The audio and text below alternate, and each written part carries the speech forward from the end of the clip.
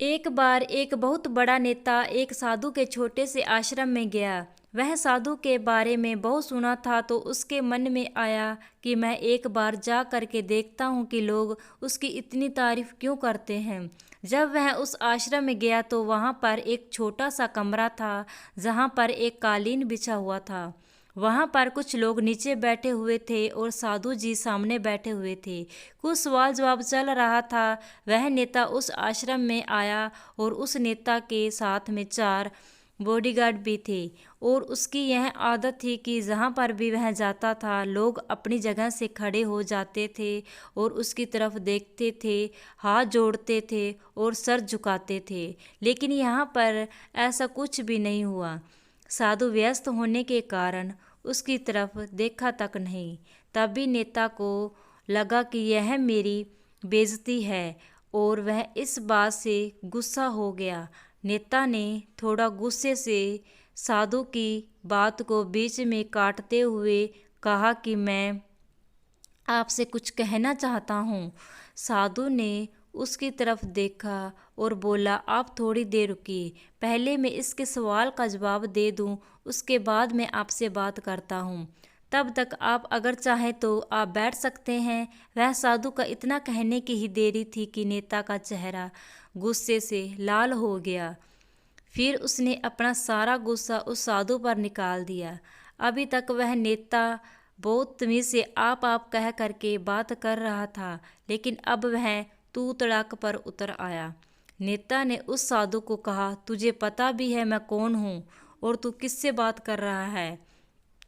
साधु ने उसकी तरफ देखा और कहा, मुझे इससे कोई फ़र्क नहीं पड़ता कि आप कौन हैं, लेकिन आप जो कोई भी हैं, अगर आप चाहते हैं कि मैं आपके सवाल का जवाब दूं या आपसे बात करूं तो आपको कुछ देर रुकना होगा। और साधु की यह कहते ही नेता गुस्से से पागल हो गया और वहीं सब के सामने चीखने चिल्लाने लग गया, अब मैं तेरी असली औकात दिखाऊंगा। तूने मुझसे पंगा ले करके ठीक नहीं किया। तुझे पता भी है मैं तेरे बारे में क्या सोचता हूँ।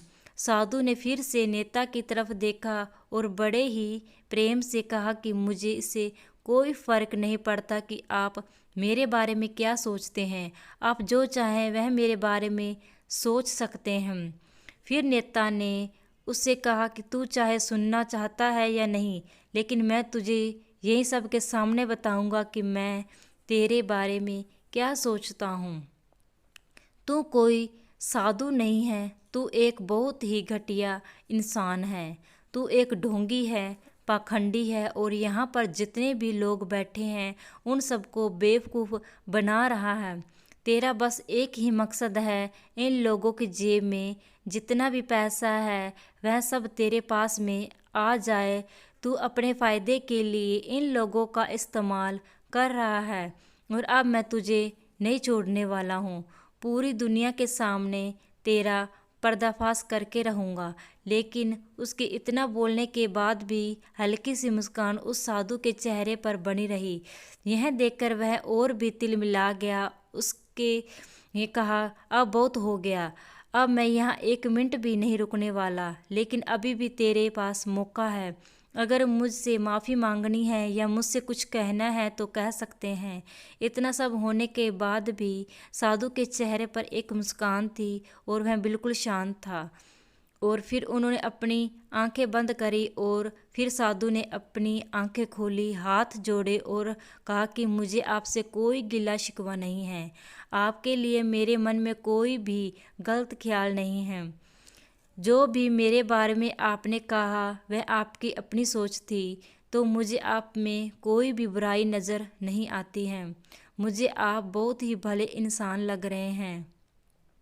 और साधु के इतना कहते ही नेताजी का दिमाग 7वें आसमान पर पहुंच गया। उसके चेहरे पर एक अजीब सी खुशी थी, क्योंकि उस साधु ने वही कहा जो बाकी सब लोग उस नेता को कहते हैं। और वह खुशी खुशी उस आश्रम से अपने घर की तरफ चला गया और जा कर के अपने पिताजी के साथ में बैठ गया। उसके पिताजी ध्यान में थे। उन्होंने पूरी जिंदगी सिर्फ लोगों की सेवा करी और बदले में कुछ भी उम्मीद नहीं किया। तो थोड़ी देर बाद जब उन्होंने अपनी आंखें खोली और देखा अपने बेटे को अपने साथ बैठे हुए, तो उनके बेटे के चेहरे पर आज एक अजीब सी खुशी थी जो आज से पहले उन्होंने कभी नहीं देखी थी। फिर उसने एक एक करके सब कुछ बताया कि आज क्या हुआ, किस तरह से वह आश्रम गया और वहाँ पर क्या हुआ, उसने क्या कहा और साधु जी ने क्या कहा। जब उसके पिताजी ने पूरी बात सुनी तो थोड़ा सा मुस्कुराए और अपने बेटे को देख करके बोले कि उन्होंने तुम्हारी तारीफ नहीं करी, क्योंकि उन्होंने वह नहीं कहा कि जो तुम हो, उन्होंने वह कहा कि जो वह खुद हैं। और तुमने जो भी कुछ उनको कहा वो नहीं कहा कि जो वो हैं, बल्कि तुमने वह कहा जो तुम खुद हो। यही बात वेदों में भी कही गई है, यथा दृष्टि तथा सृष्टि।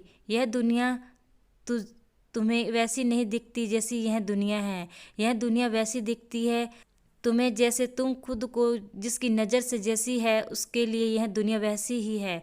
तो अगर तुम अपनी दुनिया को बदलना चाहते हो तो उसका सिर्फ एक ही तरीका है, अपनी नज़र को बदलो।